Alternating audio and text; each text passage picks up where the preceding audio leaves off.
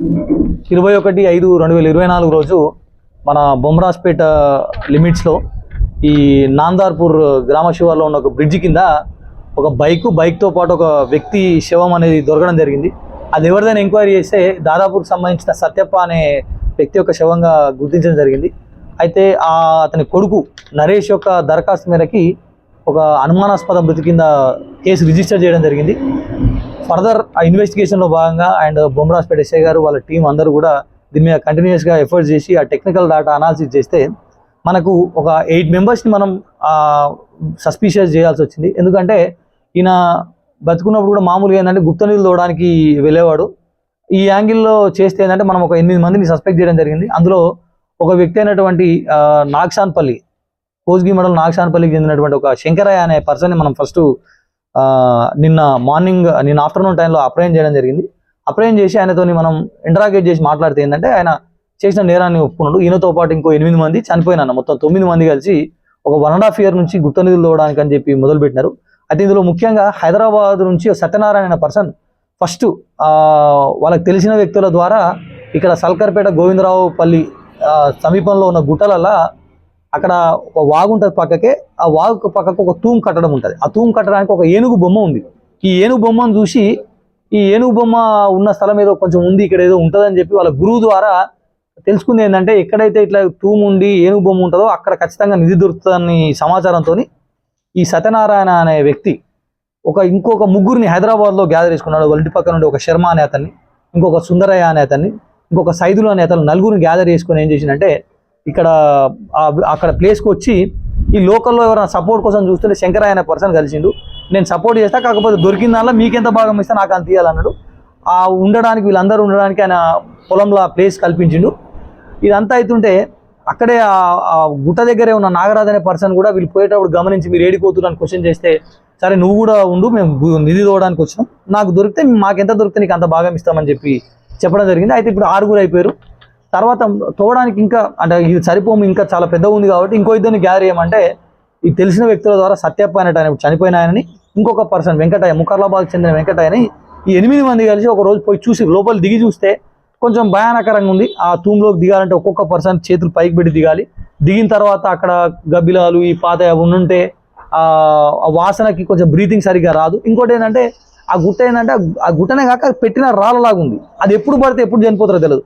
అయినా కూడా వీళ్ళందరూ ఏం డిసైడ్ అయ్యారంటే ఒక మంచి గురువు చెప్పిండు కాబట్టి ఖచ్చితంగా నిధి దొరికితే అందరం సెట్ అయిపోతాం అనే ఉద్దేశంతో, ఏమైనా సరే అనే ఉద్దేశంతో వీళ్ళు తోవడం ప్రారంభించారు. ఒక 3 నెలలు తవ్విరు. అంటే ఒక గురువు చెప్పింది ఏంటంటే ఇట్లా ఆ తూమ్ కింద స్ట్రైట్గా తోవండి, ఒక 18 feet దొరుకుతుంది అంటే 18 feet దొరికి ఒక 2-3 నెలలు పట్టింది వాళ్ళకి తోవడానికి. కానీ ఏం దొరకకపోయేసరికి మధ్యలో గ్యాప్ ఇచ్చారు. ఎలక్షన్స్ అవన్నీ అయిపోయిన తర్వాత గ్యాప్ ఇచ్చి ఈ మే నెల మొదటి వారంలో ఏం చేశారంటే ఇంకొక పర్సన్ హైదరాబాద్లో ఉండే ఈ గుప్త నిధుల కోసం చూసి ఒక పర్సన్ షకిల్ అంటే ఆయనని అప్రోచ్ ఆయనని తీసుకొచ్చి చూపిస్తే మీరు అందరూ ఇట్లా దోవిరు, ఇట్లా కాదు ఇట్లా అడ్డం తోవాలని చెప్పి ఒక 6 రోజులేమో అడ్డం తోవితే ఒక 2 మీటర్ల దాకా లోపలికి పోయారు. కానీ అది తెలియని విషయం ఏంటంటే అది గుండు కాదు, దానికి అట్లా స్టిక్ అయినటువంటి అది రాయి. వాళ్ళు కింద మట్టిని తీసేసరికి అది వదిలేసరికి ఆ రాయి ఆ రోజు 17th 5/2024 రోజు 4 పోయి తోగుతుంటే సత్యప్ప మీద ఆ రాయబడగానే అందులో ఇరుక్కోపోయిండు. ఇప్పుడు ఉన్న వాళ్ళందరూ మళ్ళీ ఏం చేసిరు, అక్కడికి లోపలికి వెళ్ళి గడ్డపార్ల సాయంతో పైకి లేపి ఆయన పైకి తీసుకొచ్చేసరికి చనిపోయిండు. సరే ఇక్కడ పెడితే మన అందరం దొరికిపోతాం అనే ఉద్దేశంతోనే అందరం మాట్లాడుకొని ఏం చేసినా మరి ఎట్లా చేద్దామంటే దీన్ని ఒక యాక్సిడెంట్గా క్రియేట్ చేద్దాం. వెంటనే బైక్ ఉంటుంది, ఆడికైనా ఇడికైనా ఎట్లా దాదాపురికైనా వస్తుంటాడు కదా, యాక్సిడెంట్ క్రియేట్ చేస్తే యాక్సిడెంట్లా క్లోజ్ చేసేస్తే మన మీదికి రాదని చెప్తే అందరు కలిసి ఏం చేసారు, ఆ రోజు డే టైంలో పోతే బాగుండదని చెప్పి యాక్చువల్ మధ్యాహ్నం 2 గంటలకు ఆయన తీసాడు.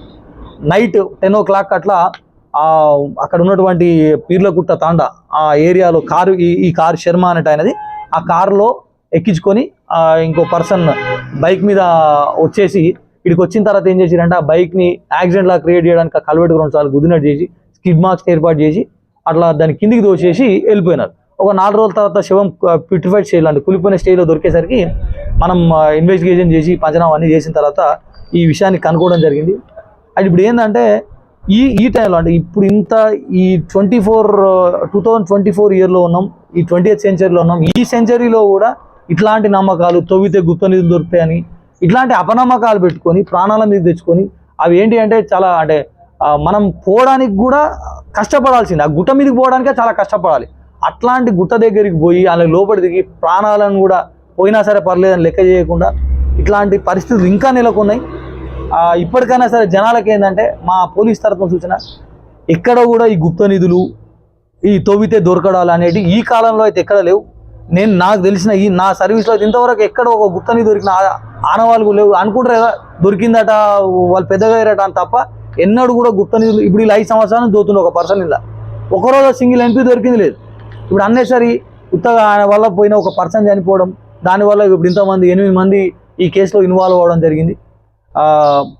జనాలకు హెచ్చరికతో పాటు అట్ ద సేమ్ టైం నా సలహా ఏంటంటే, ఇట్లాంటి మూఢనమ్మకాలను నమ్మి దొరుకుతాయి, పాతకాలం నాడు ఎవరో దాచిపెట్టినారు, దొరుకుతాయి, ఈ తూములో దొరుకుతాయి, రాళ్ళ కింద దొరుకుతాయి, గుడి కింద దొరుకుతాయి అనేది అపోహలు పెట్టుకోవద్దు. ఎవరైనా సరే ఇట్లాంటి పాల్పడితే ఖచ్చితంగా మీద చర్యలు తీసుకోవడం జరుగుతుంది. ఈ కేసుని 2 months నుంచి ప్రొలాంగ్ అవుతున్నా చాలా చాకచక్యంగా ఈ చేసినందుకు ఎస్ఐ బొమ్మరాజుపడిని, అలాగే అలా క్రైమ్ టీం ఇద్దరు బాలు అండ్ శ్రీను, అలా సహచర సిబ్బందిని అందరినీ కూడా నా తరఫున వాళ్ళందరికీ అభినందనలు తెలియజేస్తున్నాను. ఈ కేసులో ఏంటంటే వాళ్ళు ఉపయోగించినటువంటి మొబైల్స్ అన్నింటినీ, అలాగే ఆయన డెడ్ బాడీని డిసపియర్ చేయడానికి వాడిన కారు, ఆ తోవడానికి వాడినటువంటి ఏవైతే పారలు, గడపారలు అవి ఉన్నాయో ఇవన్నిటిని కూడా సీజ్ చేయడం జరిగింది. వాళ్ళని అరెస్ట్ చేసి ఈరోజు కోర్టు ముందు ప్రొడ్యూస్ చేయడం జరుగుతుంది. Thank you.